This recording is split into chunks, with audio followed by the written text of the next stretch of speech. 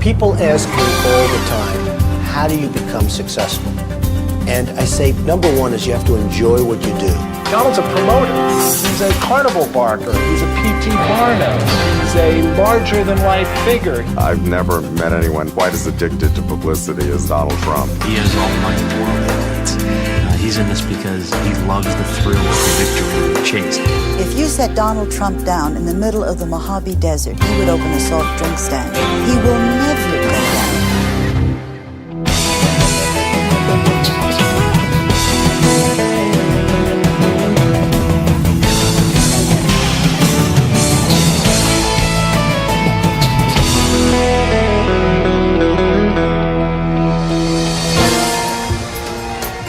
He's one of America's most recognizable tycoons. Both his name and face are synonymous with a brash, bold style that's unique to Donald Trump. Now, decades after making his first $1 million, Donald Trump has conquered new ground on primetime TV.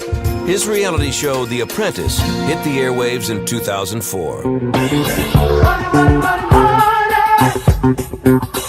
And brought Donald Trump's gutsy business style into living rooms across the country. I think The Apprentice just hit a chord. It was a tremendous success in every respect.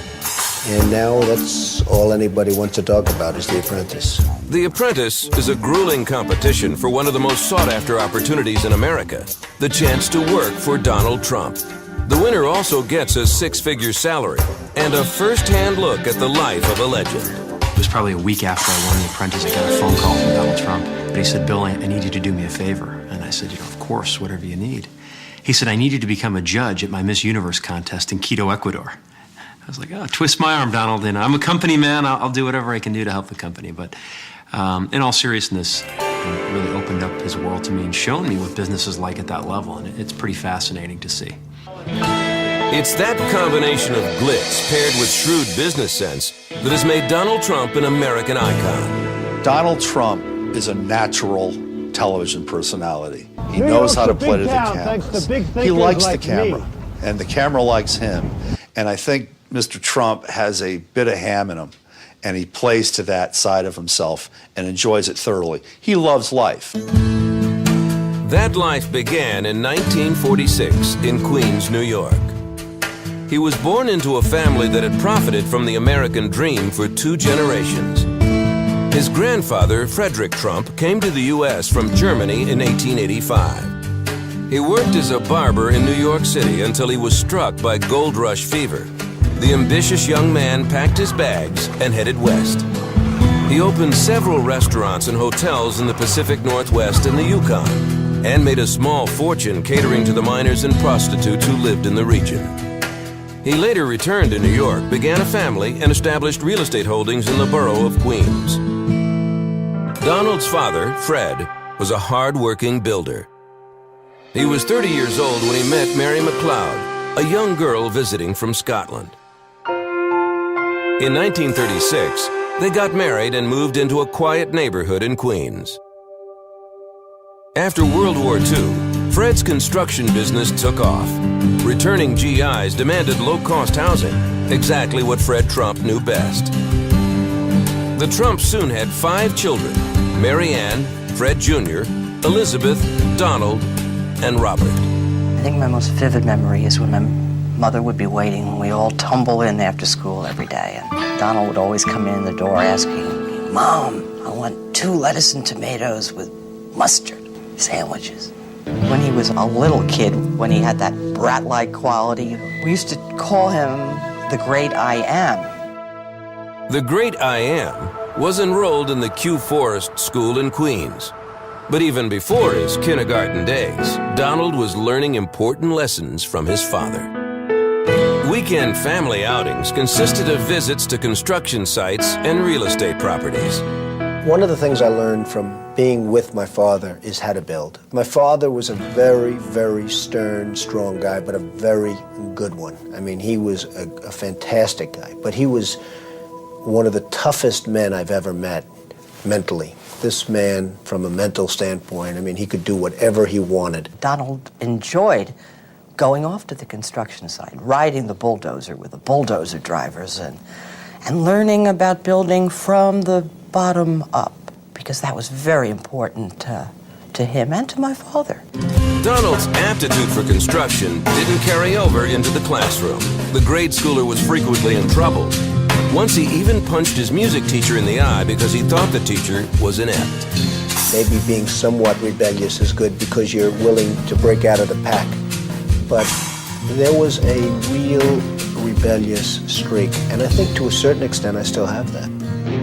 After 7th grade, his father decided to put him someplace where they enforced the rules, the New York Military Academy.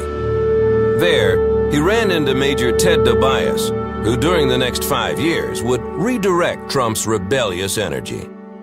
Major Tobias was a rough, tough cookie. Rough as you get. And I mean physically rough.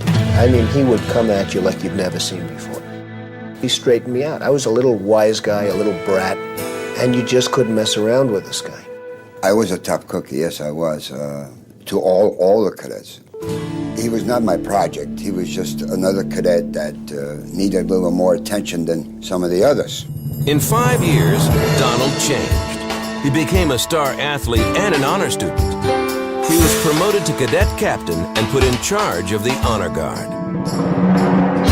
In the 1963 Columbus Day Parade, Cadet Trump marched down the street he would one day claim as his own. Who would have known that right at the major corner of 5th Avenue someday I'd have buildings going? There are a few people who have that electric quality when they walk into a room. Donald Trump has it. It was a gift. It's not something you develop. It was there. It was there when he was 13 years old. He was the kind of guy who people tended to follow from a very early age. When he graduated from the New York Military Academy in 1964, there were a lot of opportunities opening up for Donald Trump, even one in professional baseball.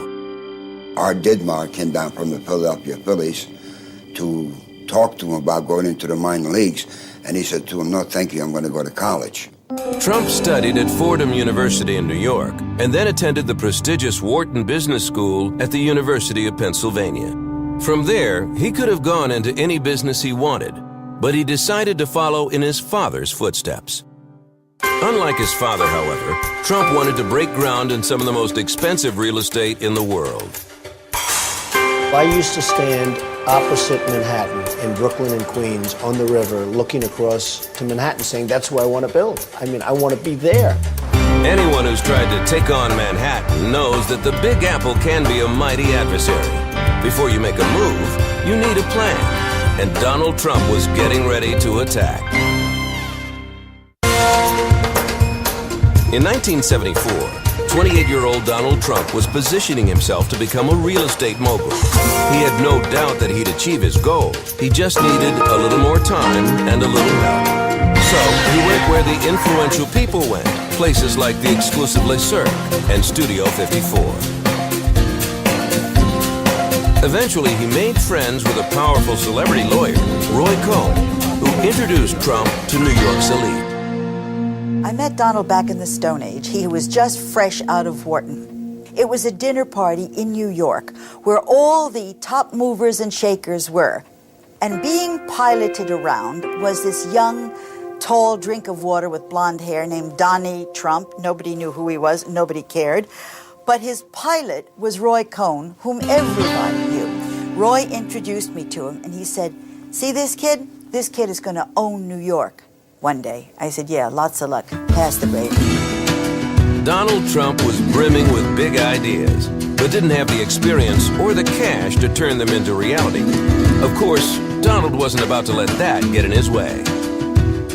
He planned to buy and gut the failing Commodore Hotel in Midtown Manhattan. The project, he believed, would breathe new life into the old hotel and spark a renaissance in the area. I think his father thought it was ridiculous, impossible, couldn't be done. Donald was overreaching. He was abandoning a very good business back in Brooklyn and Queens. And I think he probably gave him a very hard time about it. Nobody wanted to give me money because, number one, I was pretty much untested. Although I had done very well in the Brooklyn world and the Queens world, I was pretty much untested. It's like you have to now step up to the next level. And they were not really willing to get me money. But Donald Trump forged ahead. He doesn't like to lose. He doesn't lose very often. He's a fighter, and I think you have to be a fighter in order to do what he does. He's a person unplagued by self-doubt. You know, a lot of people in this world feel better when they are in the presence of someone who is certain. Well, Donald Trump embodies certainty, and it took him an enormous distance in the business world. I just don't like taking no for an answer. The people that really make it are people that just don't give up. They just keep going. May 4th, 1975 is a milestone in Donald Trump's career. He announced his first major deal. He had not only persuaded the Hyatt hotel chain to become partners in the Commodore Hotel, he also secured hefty bank loans and a 40-year tax abatement from the city. Trump was no longer an untested nobody.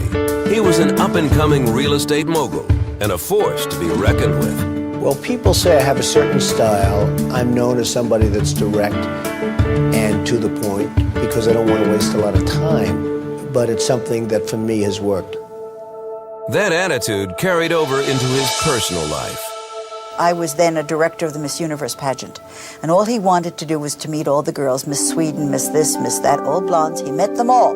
Nobody else was allowed near the girls. Donald Trump ended up with all of them. So I thought, this guy is really pretty sharp. Then he meets Ivana, another blonde, but this one was smart. This one knew exactly how to work him, and she did. The stylish woman who captivated the Playboy was Ivana Zelnikova-Winkelmeyer, an Olympic skier from Czechoslovakia. In Canada, she had become a top fashion model. She was on assignment in New York when she and her friends ran into Trump at a restaurant. He said, I can see that you girls having a hard time to get a table in the restaurant. I can help you. So I look back at the girls, my friends, and I said, I have a good news and I have a bad news. Now, good news that we're going to get a table real fast.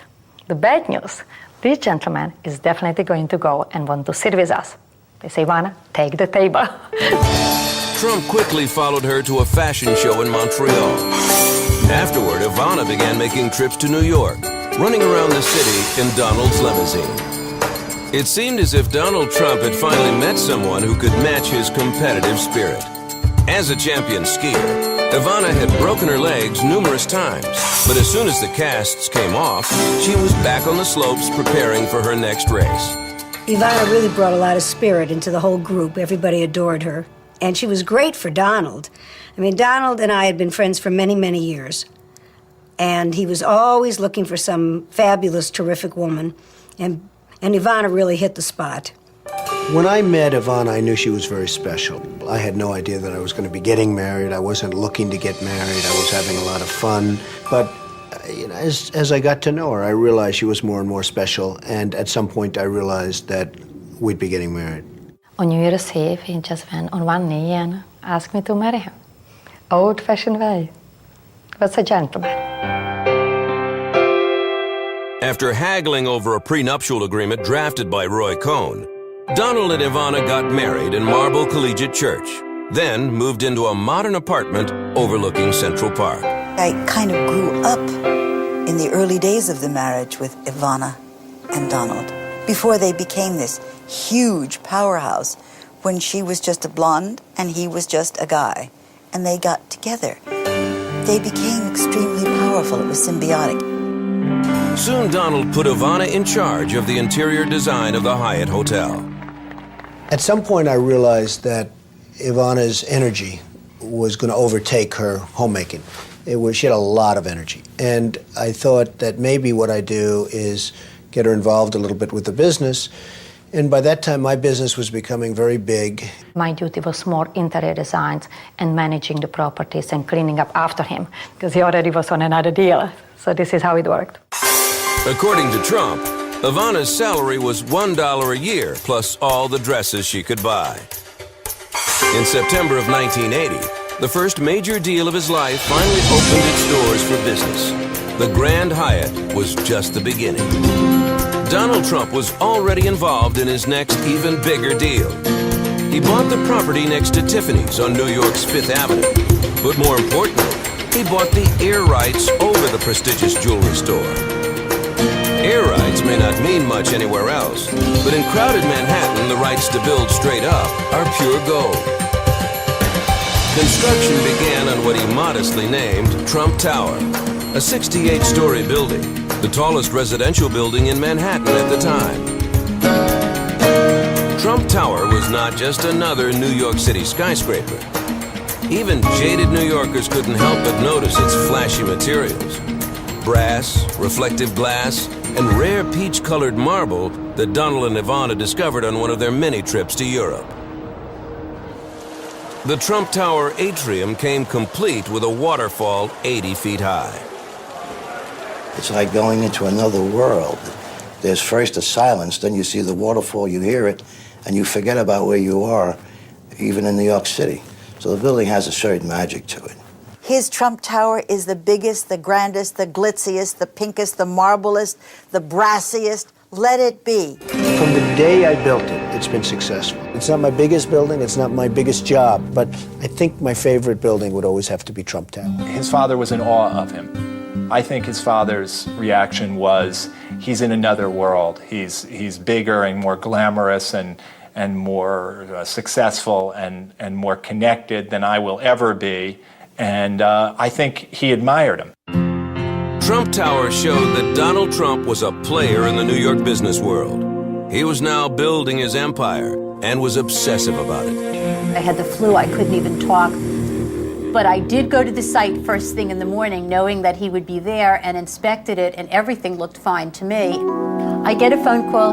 Donald said, the first floor hung balcony is lopsided. I said, Donald, I'm sure it's okay. I'm sure I've looked. It's not right, get it fixed. Click. So I got out of bed, wrapped myself in 87 layers, went up 3rd Avenue and stood there in the snow, staring at it from every angle, and I'll be damned. From 500 yards, the boss had somehow spotted a balcony that was 1/2 inch off kilter. I had 103, but there I was, and there we were chopping that balcony off, and it was being totally set and poured again. And he was just waiting for me to call him to tell me he could come and look at it again. One day he picked up the phone and he had a construction engineer or maybe a contractor for some big job on the phone, and he started screaming at him and yelling and ranting and raving. I mean, like he was, veins popping out of his neck. And he gets off the phone after about 2 minutes, slams it down, turns to me, face completely relaxes, he smiles, he says, "You think that worked?" Well, that's Donald. He's a fierce competitor. He loves competition. I think that's what drives him. He's certainly, not necessarily in this just for the money, because he has all the money in the world that he needs. He's in this because he loves the thrill of the victory and the chase. Trump's quest for his next big deal led him to Atlantic City, where there's plenty of cash on hand. Soon, he added 2 gaudy jewels to his crown: Harrah's Trump Plaza and Trump Castle. By their second year in business, the 2 casinos were grossing roughly $30 million a month. The casinos were the perfect venue for Trump to showcase another one of his passions, championship boxing. Michael Tyson, 218 pounds and 1/4. Trump's casinos not only pulled in the big fights, they also enticed big-name celebrities to watch them, and Trump was exactly where he wanted to be, right in the middle of it all. Something I love about the basics of boxing. It's 2 men in a ring, slugging it out. There's no con. You just have to rely on yourself, both your mental and your physical ability. And there's something very beautiful about those basics that I've always admired in the boxers. Trump's own fighting spirit had made him millions, but the 39-year-old developer hadn't even hit his stride. You don't like this one, I think. It's a little bit different. It's different than a building. We're getting tired of the building. Donald Trump and his fashion model turned businesswoman wife, Ivana, had quickly become one of New York's richest and most recognizable couples. Their children, Donald Jr., Ivanka, and Eric, lived in the lap of luxury. During the week, the family made their home in a 3-story penthouse in Trump Tower. On weekends, they escaped to a sprawling Connecticut estate.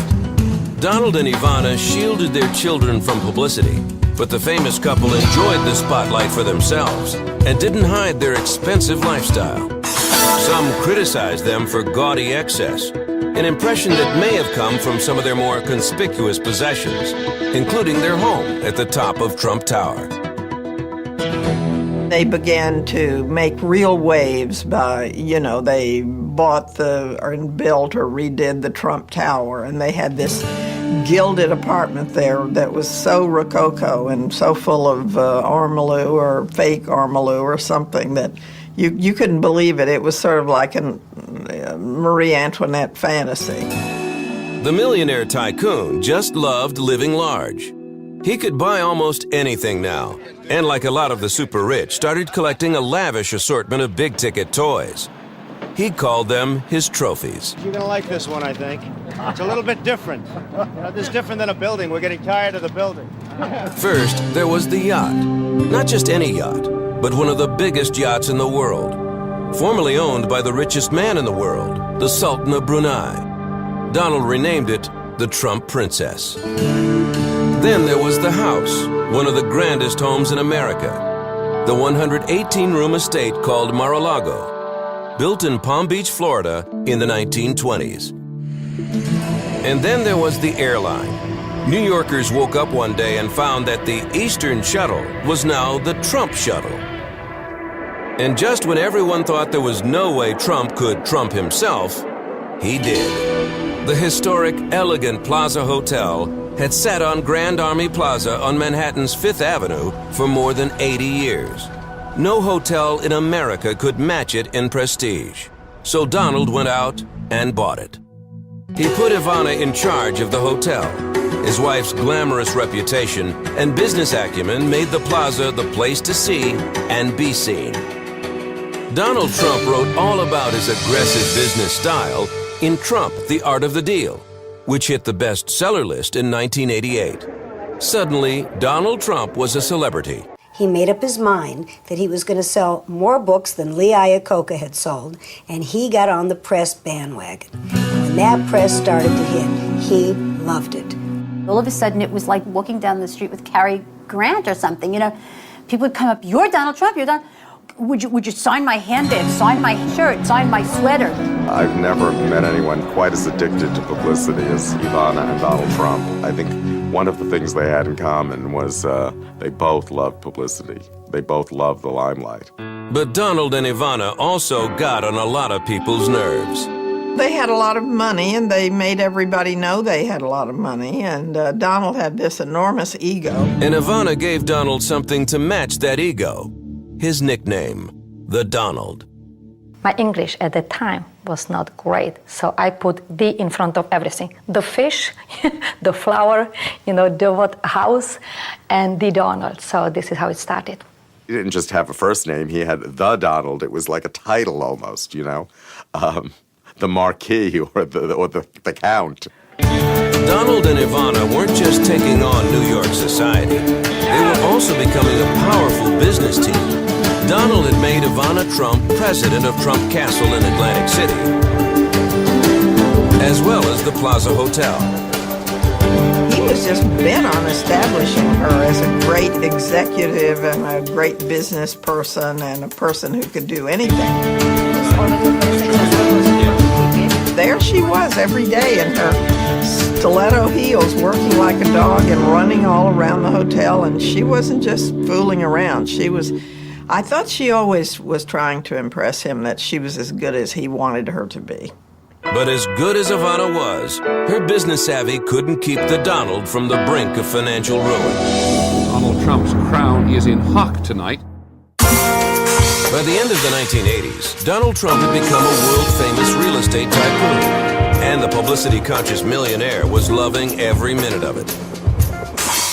He could never have guessed that the end of that decade would bring the near collapse of his once booming empire. The trouble began that fall. Trump was building the biggest hotel casino in the entire world, the Taj Mahal in Atlantic City. Construction of the billion-dollar complex was far behind schedule and getting more expensive every day. Then in October, 3 of Trump's top gaming executives chartered a helicopter for Atlantic City. The flight spun out of control and crashed, killing all on board. That had an impact on me, I can tell you, a big impact on me. It sort of said, what is this life all about? They were friends of mine. They were great executives. We were doing tremendously well. And then all of a sudden, my whole management team got wiped out on one helicopter. And it really had an impact on me, which I think probably had a negative impact in terms of my relationship with Ivana. Donald and Ivana still seemed like the perfect couple, but behind the scenes, their marriage was in deep trouble. I think having Ivana in the business was very, very unfair to the marriage, because I'd come home for dinner at 7 o'clock and Ivana would tell me business stories. And maybe after going through the wars all day, I didn't want to hear business stories. Maybe I've heard enough of the business during the day. I didn't want to be married to an executive. We would talk during the day about business, and we would talk about the evening about business. And so, eventually, there was no time really for romance and all. In early 1990, Ivana learned that her husband was having an affair. I remember speaking to her one day at the Waldorf, and I said, "Is it true that he's having an affair?" And she says, "What are you talking about?" And I said, "Why don't you just watch yourself?" It was on the ski slopes of Aspen that the Olympic skier Ivana Trump came face to face with the other woman, Marla Maples. So here he is having this affair. He had stashed her at a hotel called the St. Moritz, which he then had. She was in Aspen when his wife, Ivana, was in Aspen. And they had this confrontation on the top of the slopes. And Marla wasn't going anywhere. She was going to get this guy. The confrontation between Ivana Trump and Marla Maples made headlines around the world. It is in fact the site of a stormy love triangle. Wherever I went, the headline in English, in French, in the London papers was Trump, Trump, Trump, Trump. It was a very big story for the time. It ran about 3 months every day in the tabloids. It shot the tabloid newspaper sales up about 50%. It drove television viewing up. It had a life of its own. But the media frenzy over his marital problems put Donald right where he liked to be, on the front page. He loved, I think, being in the headlines every day for 3 months. He loved when the Post printed the best sex I've ever had headline that Marla was supposed to have said about him, which later they denied she'd ever said, but he loved it. Donald once told me, who else do you know that can get their picture on the New York Post 5 days in a row and also have your name in Indochina and Taiwan and all over the country, all over the world, I should say. But Trump underestimated Ivana's importance to his weakened empire. Her glamour and sophistication gave the properties she oversaw a sense of elegance. She was also a popular figure in New York society columns, which gave the media-savvy Trump a steady stream of free publicity. Ultimately, it was Ivana who decided she had had enough. I once said to her, "Honey, you're a European wife. Why don't you act like a European wife?" Which means, look away. So she says, "No, I don't have that. I don't have, if he cheats, I don't have him." So she got rid of him. Ivana Trump filed for divorce, contesting the amount in their prenuptial agreement. She truly believed Donald was a billionaire, so she sued him for half of what she thought he was worth. Then the fight got ugly. It was rough on the kids. There was certainly, a year and a half there, and I guess it even extended longer than that because it was a rather messy divorce that extended into multiple years. The couple's public brawl ended suddenly when Ivana's beloved father died unexpectedly in October of 1991. Donald Trump actually flew over for the burial. He and Ivana were in the midst of their divorce. They were arguing about everything, custody, money, and he put his arm around Ivana. The 3 children were with them, and after that scene at the funeral there and the burial, they decided they were going to get divorced, but they were going to do it amicably, and they were going to, for the sake of their children and for the love that they had shared, do the right thing. The divorce settlement cost Donald $14 million cash and the $12 million family home in Connecticut. Their relationship was shot, but as this 1995 commercial reveals, they still knew how to get together and make money. May I have the last slice? Actually, you're only entitled to half. The couple remained a team when it came to raising their 3 children and instilled in them the value of hard work and self-sufficiency. While their daughter Ivanka was attending the prestigious prep school Choate Rosemary Hall, the Trumps gladly paid her tuition, but they insisted she earn her own spending money. So Ivanka took the beauty and brains she inherited from her mother and father and went on to become a successful model. When she graduated, she headed off to college hoping to follow her father into the business world. Meanwhile, Trump had other worries. He barely managed to open his prized Atlantic City casino that April. Here's America's foremost entrepreneur, Mr. Donald Trump.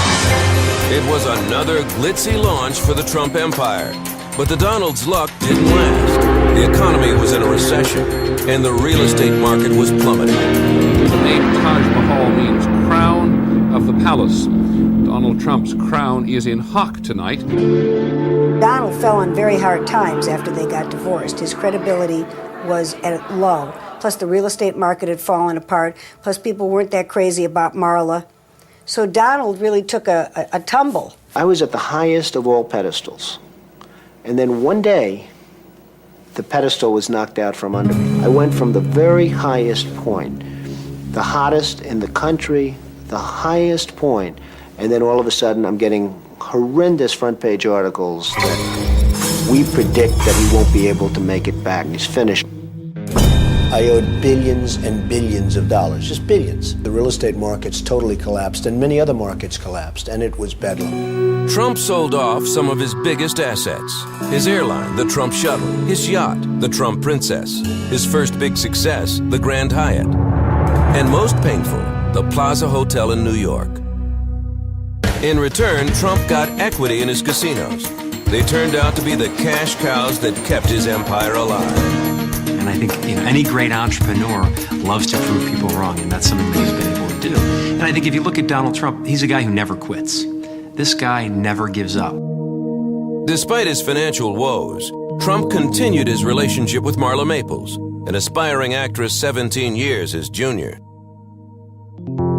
In many ways, she was the opposite of the older, more worldly Ivana. I brought in more of a at-home, softer quality, more spiritual side of life, and he probably liked that I wasn't so caught up in the social side of life. I think he was really tired of that. I don't believe down deep in his gizzard he wanted to marry Marla. He might have wanted to have Marla. He might have wanted to own Marla. He might have wanted to play, but get married for what purpose? To give up millions? Maybe Trump wasn't ready for marriage, but in the spring of 1993, he got ready for fatherhood. Marla became pregnant, and on October 12th, their daughter Tiffany was born. After a lot of speculation over whether the two would tie the knot, Marla signed a prenuptial agreement for a mere $2 million, and the Georgia Peach got her man.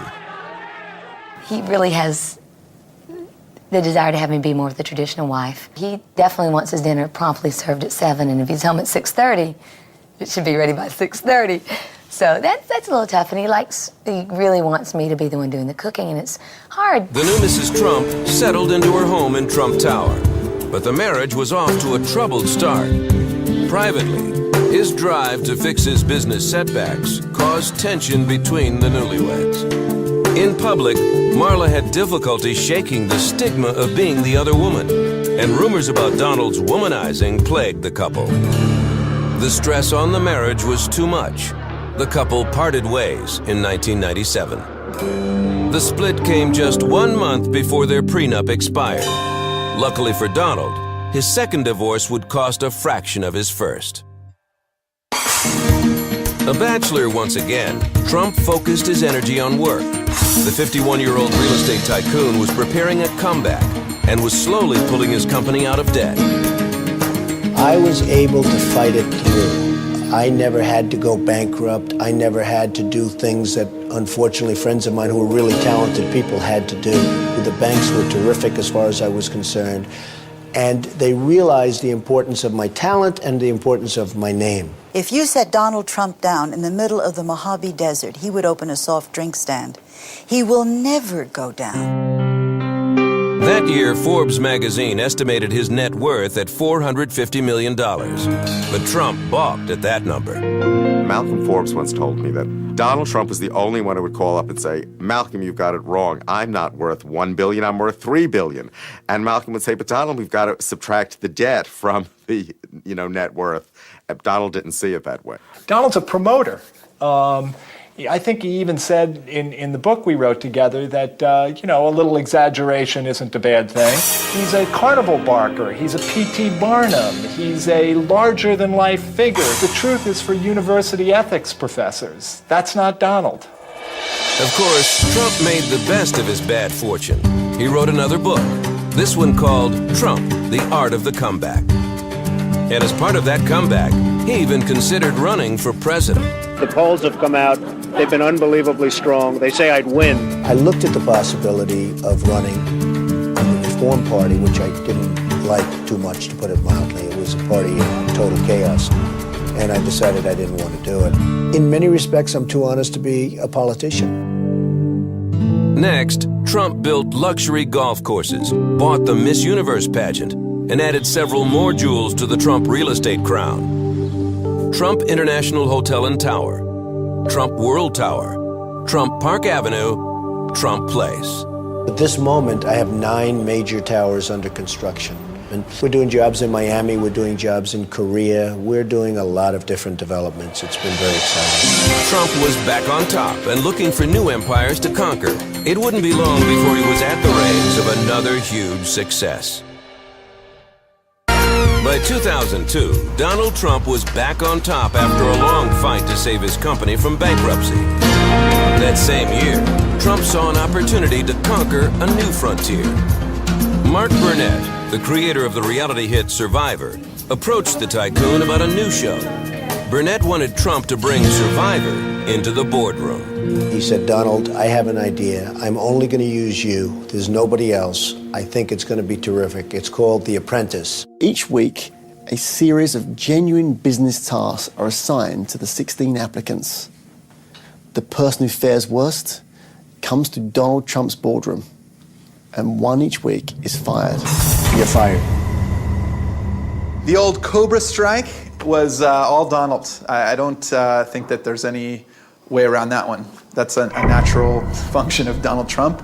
I've never used it in my life, but somehow it was on one episode and people went crazy for that gesture. The Apprentice was an immediate smash. Trump's tense boardroom showdown struck a chord. I think everyone has sat across from their boss and been grilled and felt nervous about a project. People can come home from work and sit down and watch someone else get grilled. Watching the boss in action seemed to have made Trump more appealing, even to those who got the axe. Before the show started, I only knew of Donald Trump as bigger than life, arrogant, very successful businessman with really bad hair. And after the show, I still look at him as arrogant, confident, successful businessman with really bad hair. But he is so extremely likable and just a fantastic role model. I just knew what I'd seen on television. His name's on all the buildings, kind of egocentric. And then, afterwards that really changed. I got to see him as a very human individual, someone who's by far one of the straightest shooters I know. We were flying from New York to Chicago, and we were running late for a meeting, and on our way to the meeting, he insisted that we stop, and it was at a children's hospital, and there was a young boy who was dying of cancer, and it was through Make-A-Wish Foundation, and he wanted to meet Donald Trump, and, there were no cameras there were no reporters there. He did it very, very quietly, and he really, made this kid's dream come true. People got to know me much better. People thought of me as a vicious, horrible human being. And now they like me much better. And it's a pretty sad commentary when you think that what I do in The Apprentice is fire people on a constant basis, and they think you're such a nice guy compared to what you were. So it only tells you how bad my reputation used to be. But not as bad as his hair. I get killed on my hair. I just get killed. And it is mine. I wonder, is it so bad? I think maybe one of the reasons I don't change it is that I don't want to give in to this mass hysteria. But as it gets thinner and as it gets worse, who knows what happens. Aside from his dubious hairstyle, Trump continued to have his share of ups and downs. In 2004, Trump Hotels and Casino Resorts filed for Chapter 11. Even so, in 2005, Forbes magazine estimated his net worth, conservatively, at $2.7 billion. Over the years, Donald Trump's children have grown to become celebrities in their own right, part of a new generation of American money. I think Donald instilled good values in his children. I mean, his son, Donald Trump Jr., is now working for him. You have a lot of closet space in this apartment. It's not like a make-believe job where he just shows up and gets paid. He's actually making decisions and showing people around buildings, and he's very hands-on. They're good kids. They're hardworking, and you know, they earn their money, that's for sure. I don't think these kids have any sense of entitlement, which to me is very, very impressive. You see how he treats his daughter, Ivanka. You know, she's daddy's little girl, and you know, he loves to love her. You know, he loves to see her succeed, and he tries to support her. He's a good family man. Ivanka Trump is someone to watch. You know, just out of Georgetown, she wants to go into real estate development. She is a beautiful, kind of unconventional beauty and smart. I think she's going to help bring the Trump family name into a new position. I mean, we see her father's name on every building in New York, and yet it's met with some controversy. It's met with some level of disdain, but I think Ivanka's doing a lot to sort of change that. But it's Donald's personal life that's gotten most of the press. In the years since he and Ivana split, Trump's love life has made as many headlines as his businesses.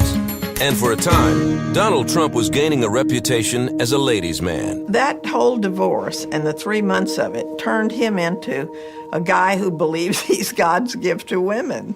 He came to believe his own publicity from it, and he's never departed from it. And since he divorced Marla, he's very much, you know, my girls are taller, prettier, sexier than anybody else's. Trump played the field until he found the tallest, prettiest, and sexiest of all, Slovenian model Melania Knauss. We met at a party in New York in 1998. He came over and we started to chat, and it was a great chemistry between us. From the day I met her, she's just a terrific person. She's not only beautiful on the outside, but she's even more beautiful on the inside, and she's just a great person. He has a great sense of humor, and he's very warm heart, and very romantic. It's very private. We don't like to talk about that, but maybe people, they don't know, they don't think about him. It's always work, work, work. But he works because he's very passionate what he's doing. For 5 years, the marriage-shy Donald and Melania dated. Then Trump proposed a permanent merger. I've always felt that it's so important, the woman behind the man. And I've had the best 5 years of my life. These are the best 5 years. And I said to myself, hey, my woman was behind me for these 5 years. There must be something to that. The Donald popped the question, and the couple began planning an opulent wedding at Trump's Mar-a-Lago estate. Melania's dress graced the cover of Vogue magazine. Made from over 100 yards of white silk, the gown weighed 50 pounds and sparkled with 1,500 crystals. The embroidery alone took 550 hours to complete. Estimated to cost as much as $200,000, it was a gown befitting a billionaire's bride. After the January 22, 2005 wedding, the newlyweds skipped a honeymoon and went straight to work. A year later, the Trumps announced a new venture, parenthood. On March 20th, 2006, Barron Trump was born, making the 59-year-old a father for the 5th time. If you were Donald Trump, wouldn't you bring as many kids into this world as you could? It's a great world when you're sitting up in the penthouse of Trump Towers. He's got a lot to offer kids, that's for certain. He's such an active dad, and I mean, is he changing diapers? Probably not. That's probably not his thing. But he's certainly a very loving dad, and he's bringing Barron around to the different events and to the set, and I think it's his pride and joy. Donald Trump's life rolled smoothly and successfully for the rest of that year. The Apprentice was coming back for season number 6, and his business was thriving. But the fighter in Donald Trump was soon reawakened. In December, Trump's Miss USA pageant was embroiled in scandal when reigning Queen Tara Conner was accused of underage drinking. Trump stood by Conner. He announced that she would check into rehab and keep her crown. Rosie O'Donnell on the television show The View lashed out at Trump, calling him a snake oil salesman and questioning his morality. She knows Donald Trump, and for her not to expect Donald Trump to fight back is ridiculous. He hasn't gotten where he's at by letting people push him around. She should have known what she was getting herself into. Donald fired insults back at Rosie, calling her disgusting and a slob. He also threatened to sue her for making false statements about his finances. After several weeks, the feud quieted down to an angry silence, neither side admitting defeat. But skirmishes like these barely ruffle a hair on the billionaire's head. Donald Trump has survived 2 failed marriages and narrowly escaped financial ruin. Today, he is just as brash and brilliant as he was when he first dreamed of taking Manhattan by storm. People ask me all the time, how do you become successful? And I say, number one is you have to enjoy what you do. And if you don't enjoy it, you're never going to be successful unless you get really lucky. You have to enjoy what you do. Number 2 is you can't stop. You have to go through a wall. If there's a concrete wall ahead of you, you have to go through it, around it, over it, any way to get past that wall. You can't stop. One thing about Donald Trump is he thinks big, and he's able to do large things. And I think, a lot of people in life, they set their goals far too low. I think you have to be exposed to it and see that, hey, I could do that. Mr. Trump is the ultimate survivor. He's had his ups, he's had his downs, but he keeps climbing up to be on the top. And I don't think there's anybody else I can think of that epitomizes survivor more than him. He's not purporting to be Mother Teresa. He is not purporting to be anything beyond what he is. He is what he is. He's a high-class, Wharton-educated, brilliant con man. And I think he's the best at it. At least you know where he's coming from. I'd go into battle with Trump anytime. In some sense, underneath all that swagger, he's a kid in a candy store. And the candy store seems to have candy even after 40 years available to him. I think Donald Trump has a balanced life. He's a good father. He certainly has fun, and he's at the top of his game. I think overall that's success.